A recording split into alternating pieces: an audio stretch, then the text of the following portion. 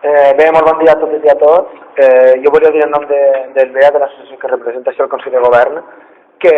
considerem que aquest document s'ha d'aprovar perquè és molt important un posicionament conjunt de tot el Consell de Govern, però trobem que no és suficient, que hem d'anar més enllà, i per això anunciem ja que des de la nostra associació farem el que estigui a les nostres mans per a que no s'apliquin aquestes mesures a tot el País Valencià, i irem al carrer per a reclamar-ho, i a més a la Universitat de València, que estem representats als òrgans, tant des de les juntes de facultat com des del claustre, Robert Claustre, farem les mesures oportunes per a que la Universitat de València no aplique el que s'ha aprovat al govern central i pel govern de la Generalitat. A més, volíem demanar-li al senyor rector, tal com va ser un compromís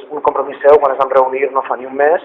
i ens va dir que demanaria a la consellera d'Educació, Maria José Català, que reuniria amb els estudiants i li demanem que ratifiqui aquest compromís i que li insistisca,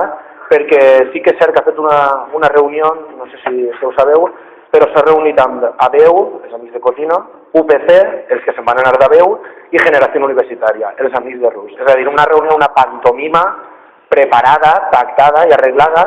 De fet, el representant del Consell de Govern d'estos tres sindicats úniques de UPC i avui no ha vingut. A mi m'hagués agradat que hagués estat així i que ens hagués explicat la seva postura, tal com diuen a la seva pàgina web, que estan a favor de la pujada de taxes